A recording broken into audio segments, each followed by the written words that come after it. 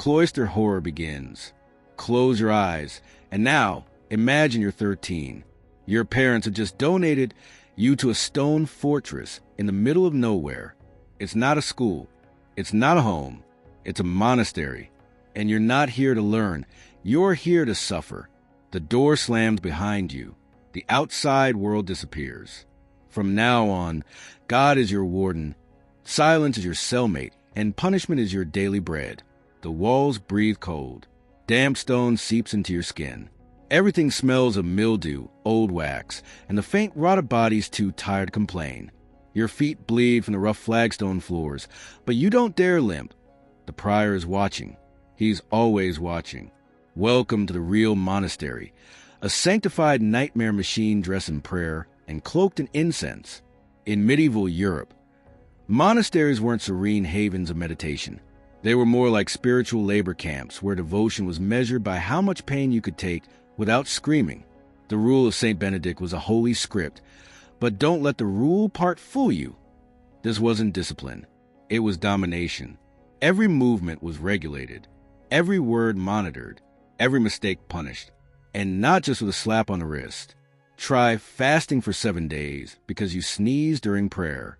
Try kneeling on stone for 6 hours because you made eye contact with someone during silence. One wrong step, and the abbot would send you straight to God's personal timeout corner, a pitch-black chamber called the cell of reflection, where reflection meant starving alone with your sins. And the worst part? They made you thank them for it. Pain wasn't just tolerated, it was celebrated. The more you suffered, the closer you were to divine perfection. If your knees bled during penance, you were doing it right. If your back bore the marks of the whip, it meant your soul was being purified. One real case.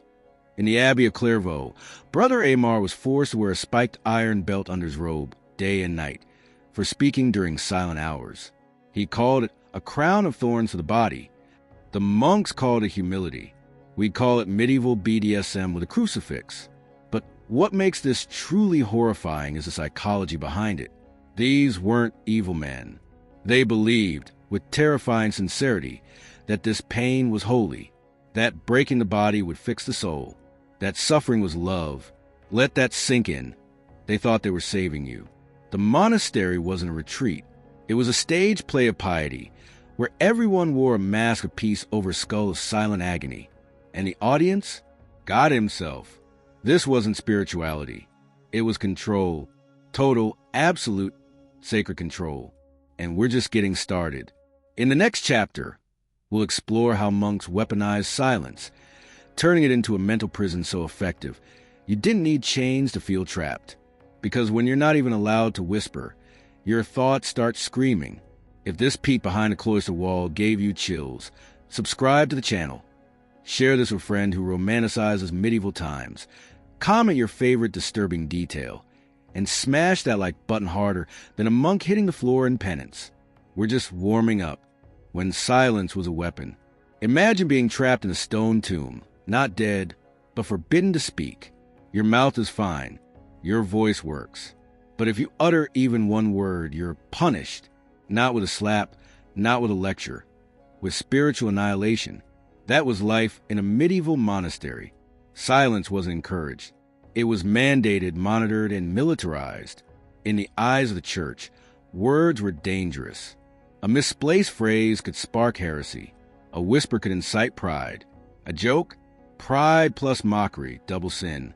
So the best speech was no speech at all. Monks took vows of silence as acts of submission. But don't romanticize it. This wasn't quiet reflection in a candlelit cell. It was institutional suppression.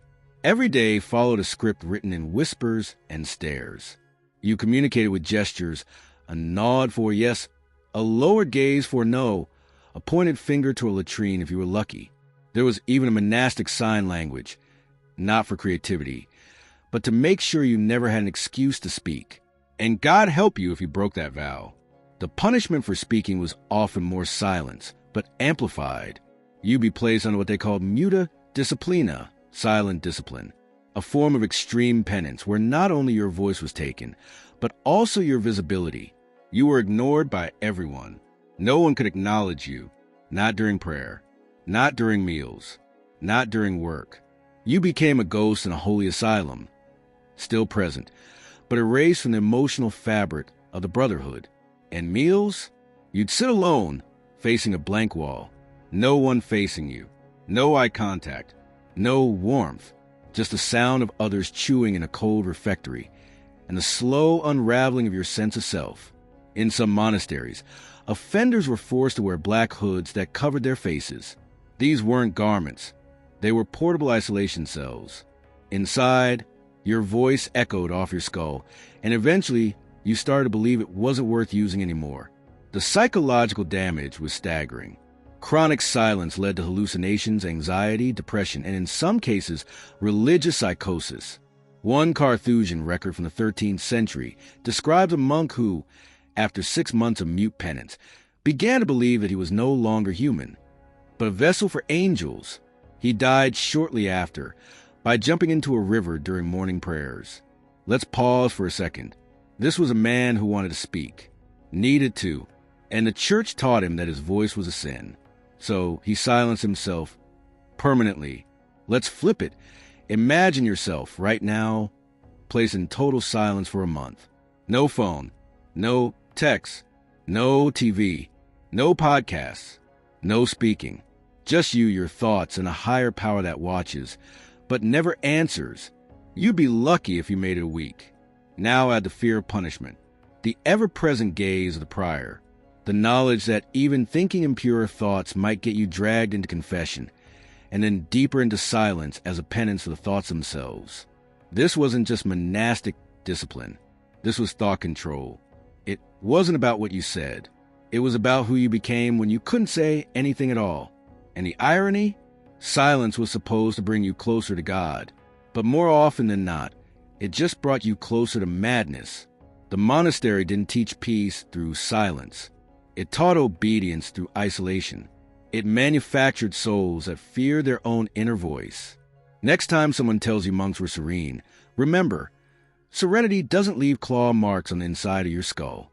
And we're just beginning to scratch the surface. Next chapter, the dye of ashes and worms, where penance moves from the mind to the gut. Spoiled food, forced starvation, and meals designed to humiliate. It's about to get repulsively delicious.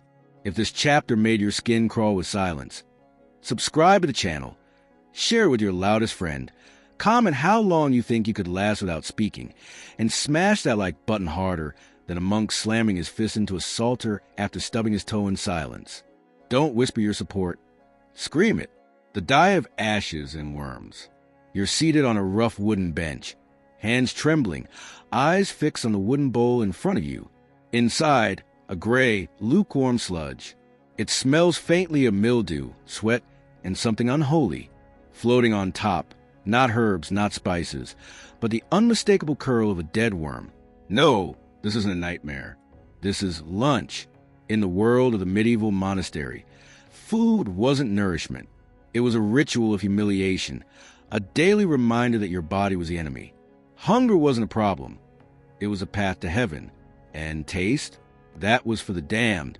Punishment through diet was an art form. The monastery kitchen wasn't just a place of preparation. It was a lab of edible suffering. The meals were intentionally grotesque, designed to shame, weaken, and break the spirit. Start with the basics. On a good day, you might get crust of dry bread, the kind that could crack a tooth if you bit too fast. On a bad day, that bread was soaked in cold water and ash, the residue from burnt scripture scrolls or the altar's charcoal. Monks believed that consuming ash symbolized burning away sin. In practice, it tasted like regret and despair. And it didn't stop there. Some penitent meals were so rancid they had to be eaten under supervision to ensure the monk wouldn't vomit, or worse, refuse. Refusal meant a second sentence, longer fasting, public shaming, or additional days of the ash diet. Records from a 12th century Benedictine monastery described a corpus meal, a horrifying concoction of boiled roots, lard scraps, and dust served amongst accused of carnal thoughts. If the offender gagged, he had to eat it again the next day, twice. But perhaps the most infamous was a meal of wormwood, a broth brewed from bitter herbs and vinegar, sometimes laced with ground insects. It wasn't just disgusting. It was dangerous. Monks would hallucinate or faint. And yet, this dish was praised for cleansing the lustful mind. Yes, they fed monks hallucinogenic herbs as punishment for impure dreams. Medieval detox, cloister edition. But sometimes they didn't feed you at all. Extended fasts were prescribed for almost anything. Lateness, pride, disrespect, daydreaming during Massachusetts. One monk, Brother Remigius, was sentenced to 10 days of silence and starvation after humming a folk tune in the scriptorium. When he collapsed on the 6th day, the prior remarked that the spirit often flourishes when the flesh is weakest. Translation: fainting was considered progress. Now, let's not forget the context. Monks worked hard, manual labor, hours of chanting, copying manuscripts in cold scriptoria. Now imagine doing all that on a spoonful of fermented lentils and a bowl of spoiled cabbage broth. The result? Hallucinations, paranoia, and in some cases, spiritual euphoria mistaken for divine visions. Hunger, pain, and hallucination became the holy trinity of purification. It gets worse. Punishment meals were served in silence, under dim light, often at odd hours of the night, to ensure sleep deprivation and disorientation. You might be woken at midnight, dragged to the refectory, and forced to consume food meant more for pigs than humans, all while a brother read scriptures about humility over you. Can you imagine? No light, no warmth, just the sound of chewing, your breath fogging in the cold air, the sharp taste of burnt which scraping down your throat, and the knowledge that you must thank God for every repulsive bite, because this wasn't just food, it was theology on a plate. And here's the cruel genius. Monks weren't just forced to endure it. They were trained to believe they deserved it, that suffering through spoiled bread and worm-infested stew was a step toward salvation. That hunger was holy, that humiliation purified. That's how you control a soul. You make it swallow its own punishment and call it grace. So next time you complain about a cold sandwich or soggy fries, think of Brother Thomas of Cluny, who was fed nothing but brackish water and moldy oats for 21 days because he was caught sniffing fruit during Lent. Let that hunger settle in. And if that doesn't make your stomach churn, just wait, because in the next chapter, the pain leaves the gut and hits the skin. Up next, Flagellate Thyself, Sinner, where monks didn't just endure the whip, they begged for it, and often they held the handle themselves. If this taste of medieval misery made you rethink your lunch, subscribe to the channel, share this with someone who brags about fasting, comment the worst meal you've ever had, and smash that like button like a monk smashing stale bread into his guilt-ridden mouth. You've barely begun to suffer. Flagellate thyself, sinner. The sound is unmistakable, a wet snap, followed by a sharp inhale of pain. Then silence. Then another snap. Flesh. Rope. Blood. Silence again. This isn't a dungeon. This is the Vespers room of a monastery. Welcome to one of the most brutal and most glorified spiritual practices of the Middle Ages, self-flagellation. A ritual so raw, so intimate, it blurred the line between prayer and punishment, devotion and masochism. In theory, it was simple. You sinned in thought, in word, in dream. So you whipped yourself, hard, alone, or in a line of other bleeding brothers, each striking his own back in rhythm, like some unholy symphony of guilt. But in practice, it was a performance of pain, a theater of divine submission. The instruments varied: knotted cords, iron-tipped lashes, barbed leather whips. Some monks even dipped the cords in brine or vinegar to cleanse the wounds, which, of course, only intensified the agony. Others attached small bones or metal hooks to the end for extra penitential effect. One monk, Brother Hugo of Siena, was known to use a flagrum with 4 iron claws, naming them after 4 evangelists, Matthew, Mark, Luke, and John the Shredder. This wasn't rare. This was institutionalized. By the 13th century, entire orders practiced weekly flagellation, not just for sin, but for solidarity, to feel Christ's suffering, to imitate his passion through literal bleeding. And it wasn't always private. In many monasteries, especially under stricter Benedictine or Cistercian rule, public flagellation became part of communal rituals. Brothers would gather, form a circle, stripped to the waist, and lashed themselves while reciting psalms. The sounds, whip, breath, prayer, whip again, became a kind of penitential liturgy, a dance of devotion wrapped in blood. Imagine this. You're 18 years old, a novice, trembling in the cold chamber, surrounded by older men quietly stripping down. A wooden bowl sits in the center, not for food, but for collecting blood and sweat. You're handed your whip. You don't know how hard to hit, but you quickly learn not hard enough means you're not sorry. There's no instruction manual, only pain, pressure, and the gaze of a prior who knows what true penitence is supposed to look like. A weak cry, unacceptable. You bite your lip, you strike harder, you bleed, and the more you bleed, the more they nod in approval. This wasn't about cleansing, it was about control. The church taught that your flesh was a battlefield, and to conquer it, you had to wound it. Bruising wasn't failure, it was victory. One chronicle from 1274 tells of brother Lucas, who ripped flesh from his own shoulder until the white bone gleamed in candlelight. The monks sang a hymn in his honor. Later, he couldn't lift his arm again, but that didn't matter. He was considered perfected through suffering. And this isn't just spiritual extremism. This is a system that made trauma into currency. The more you hurt, the holier you appeared. The deeper the scar, the closer to heaven. Pain became status. Bleeding became theology. And yes, some monks enjoyed it. The lines between penance and pleasure blurred. The rush, the endorphins, the euphoria after hours of agony. It wasn't just punishment. It was transcendence, or madness, or both. Now imagine being part of that. Imagine being handed a whip and told your soul depends on how hard you hit yourself. Imagine looking into a mirror and seeing your back shred like parchment and thinking, God is proud. It's no wonder many monks started having visions after these sessions. Visions of angels, of fire, of floating above their own bodies. They believed it was holiness. More likely, it was blood loss and trauma-induced hallucination. And here's the kicker. They wanted more. Because if pain brought them closer to God, then why stop? Coming up next, the monastic dungeon. Yes, they had those, where silence, hunger, and pain weren't enough.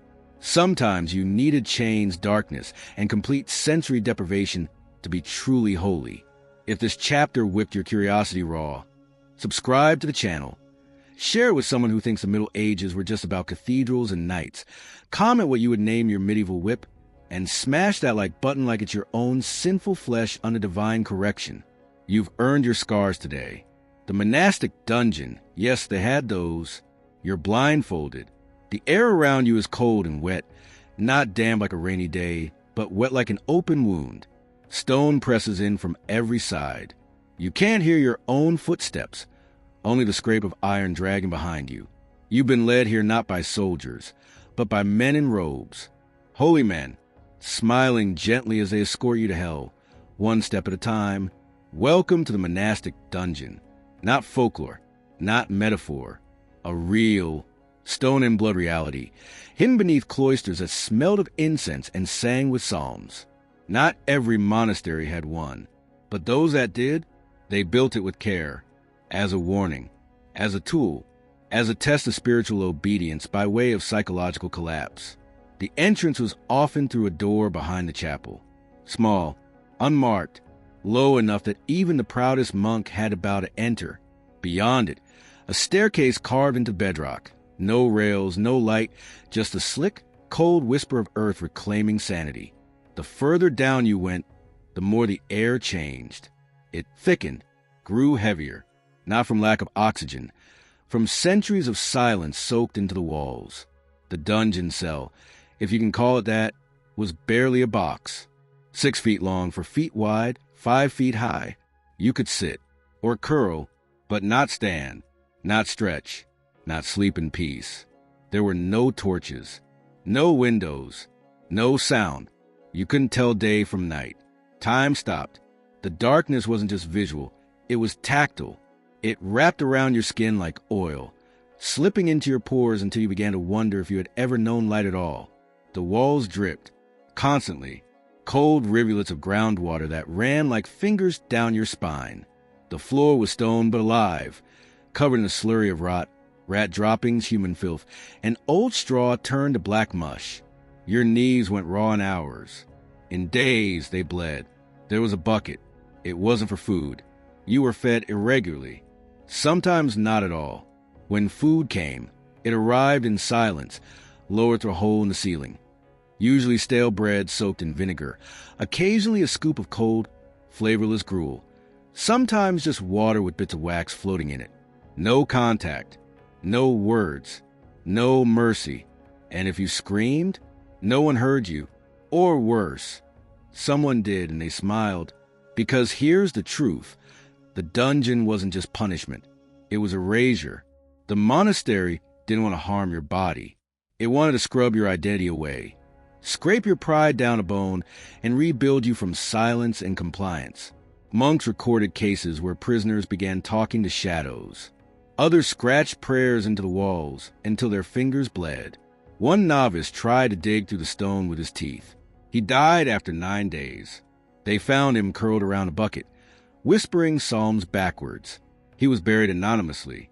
His name was erased from the monastery records. A second death, this time by ink. And that's the final horror. In a world ruled by faith, being forgotten was worse than dying. Because if no one remembered you, how could God hear your prayers? Some monks never returned. Officially, they had left the order. In truth, their bones remained beneath the cloister, fusing with a stone, a permanent part of the foundation of silence.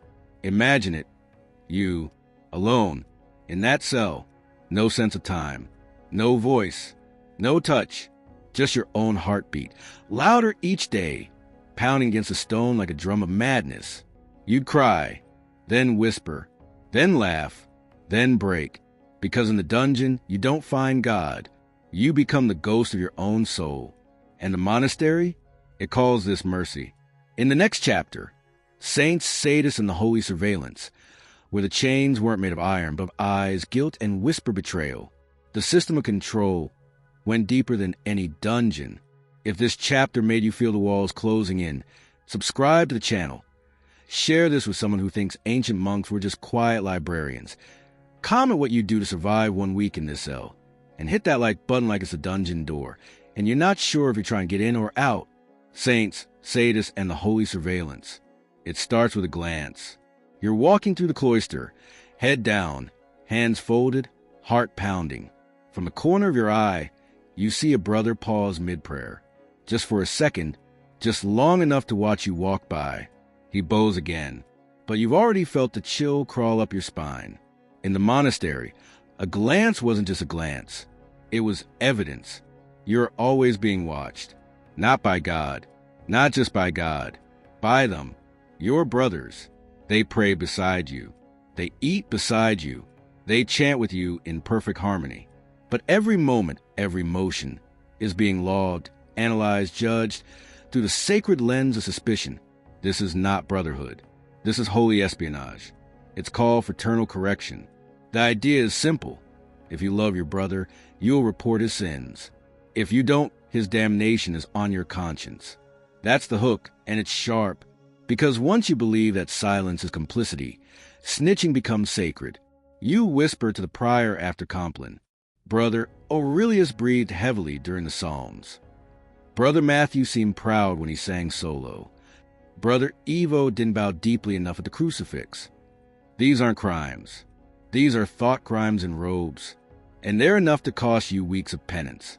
Each monk becomes a walking confessional booth, and you never know when you're being recorded by memory, by prayer, by secret report. There are no cameras in the cloister. There's no need. The fear is already doing the job. It creates a new kind of silence. Not the imposed silence of rule, but a paranoid silence. The kind where you stop trusting your own thoughts. Where even innocence feels incriminating. You rehearse your movements. You monitor your tone. You pray with mechanical precision. You become a spiritual mannequin. Pose, presentable, dead inside. But here's where it gets darker. The prior encourages this. Not openly, but with a glance of approval. With a slightly longer nod when you volunteer information about a brother's fault. with a soft hand on your shoulder after you share your concerns about another monk's humility. You become his eyes, his ears, his agent in the grand theater of obedience. And you're rewarded, not with luxury, of course, but with something far more intoxicating in the cloister: immunity. The prior never disciplines you. He trusts you. You are above suspicion because you provide it. One monk, Brother Sylvanus, became infamous as monastery for compiling lists, actual parchment lists, of brothers who exhibited signs of internal struggle: excessive blinking during prayer, clenched jaws, sighs after confession. He submitted them weekly. He was considered a paragon of vigilance. One of the names on his list? His own blood brother, who, after 2 weeks of public penance and isolation, lost the ability to speak above a whisper, permanently. But Sylvanus, he was praised for his spiritual courage, martyrdom through betrayal. And this wasn't rare. This was design. The system was built to self-regulate, to convert each monk into both sinner and snitch, a holy mirror maze of guilt and observation, where even your dreams weren't safe. Yes, even dreams were subject to scrutiny. Dreaming of food? Gluttony. Dreaming of a woman? Carnal sin. Dreaming of light? Pride. Dreaming of escape? Rebellion. Monks would self-report these dreams, not because they wanted to, but because the fear of not reporting was worse. Better to confess a subconscious crime than risk being accused of concealing it. They wrote their dreams in journals. Journals that were read, discussed, stored. One prior in 1292 described the practice as harvesting the shadows of the soul. Poetic, yes, but what it meant was this: they were inside your head. This is what happens when surveillance becomes sanctified. You stop asking who's watching, because the answer is, you all are. And if everyone is guilty, then guilt becomes a glue. Next chapter: modern monks and corporate cubicles, where we draw that sinister line between medieval cloisters and today's workplaces. Surveillance, performance, silence, compliance. You'll never look at the open office the same way again. If this chapter made your thoughts feel exposed, subscribe to the channel. Share it with someone who always takes notes in meetings. Comment what your medieval sin report would look like. And hit that like button like you're knocking on the prior's door with trembling hands and a memory you're not sure you should reveal. It's okay. We're watching. Modern monks and corporate cubicles. The elevator hums as it climbs. Your reflection stares back at you in the chrome, tired, polished, trained. The doors slide open with a sterile ding, and you step into the sacred space. Rows of glowing altars, desks, hooded figures, headphones, the drone of artificial light, the smell of burnt coffee and panic sweat. The new cloister awaits. Here, salvation comes not through God, but through metrics. Your grace is measured in KPIs. Your sins tallied in late responses. Your redemption? A great job, comment on a Google Doc. And like any monastery, this space has its rule. You arrive at the same hour. You speak only when required. You keep your emotions controlled, your expression neutral, your inbox at zero. Your heresies, sarcasm, burnout, nonconformity are quietly corrected with a check-in from HR. You are not punished. You are coached. That's how it begins. You're told to bring your whole self to work, but not that self, not the one who's tired, or angry, or afraid. Only the sanitized, brand-aligned version, the saint of synergy. You don't have a personality. You have a personal brand. Your prayers? Following up on this. Your psalms? Let's circle back. Your confessions? Performance reviews, filled with careful self-flagellation. I could have communicated more proactively. I take full ownership. And the prior? He's your team lead, smiling, mindful, measured. He asks, "How are you feeling?" while glancing at your dashboard. Because the monastery had scripture, the office has data. Every click, every pause, every word typed or not typed. It's logged, watched, analyzed. Your silence is suspicious. Your energy is quantifiable. Your soul is a spreadsheet, and you feel it, the presence, that cold, humming sense that your loyalty is under review. Not by God, by software. You open Slack. You breathe. You hesitate before replying. Too fast, you seem desperate. Too slow, you seem disengaged. So you write, "Sound great," looping in the team, happy to take the lead. Translation? Please don't cast me out of this digital monastery. Because excommunication looks different now. It's not chains or cellars. It's being left off an email, removed from a project, uninvited from a meeting that used to be yours. You become a ghost, visible but unheard, present but not included. And just like in the monastery, you blame yourself. You didn't pray hard enough. You didn't smile enough. You didn't bleed enough for the quarterly targets. So you work late, not out of ambition, but atonement. You light the candle, your monitor. You whisper the chant, just checking in. You whip yourself with deadlines, anxiety, and 10 open tabs. And for what? A raise? Maybe. A promotion? Doubtful. But mostly to be told, "You're doing great. We appreciate your resilience." Resilience, the new holy virtue. Translated, you suffer beautifully. Keep going. And the worst part? You smile. You nod. You say, "Thank you," because to refuse would be heresy. To rest would be rebellion. To quit would be blasphemy. You are not free. You are faithful. And deep down, you know, the monastery never ended. It just got Wi-Fi.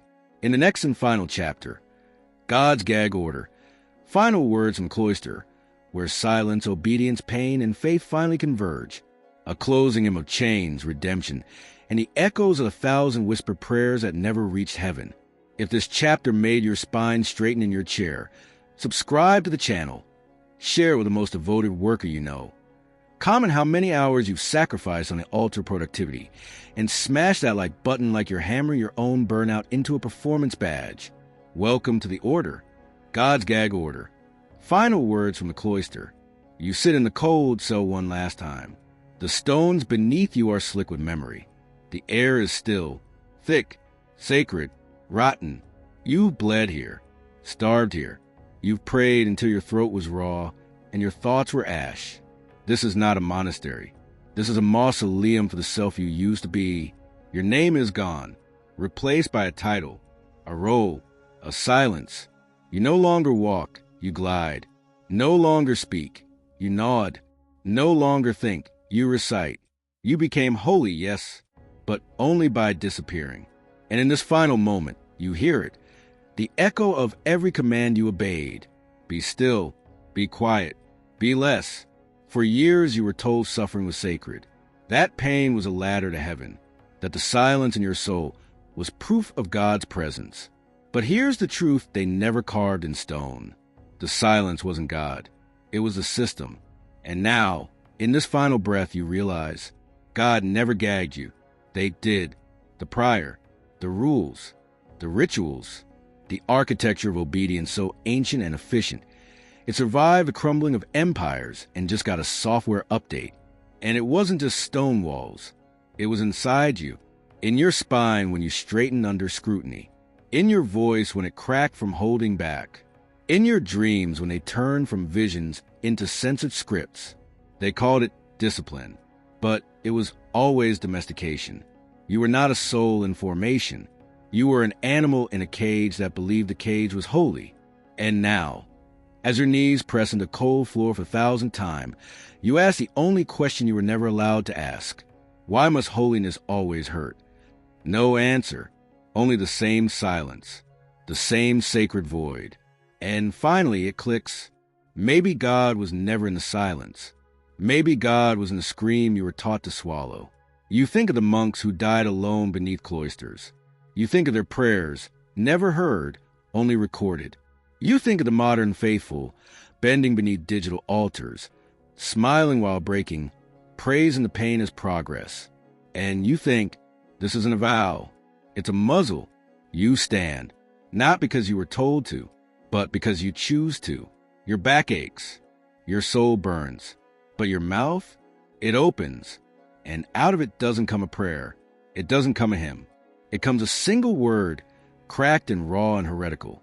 No, you walk out of the cell, out of the cloister, out of the system. And behind you, the walls remain, the rule remains, the silence remains. But for the first time, you don't. This concludes a descent into the hidden catacombs of medieval monasticism, and its shadows cast across our modern lives. What began as silence ends with defiance.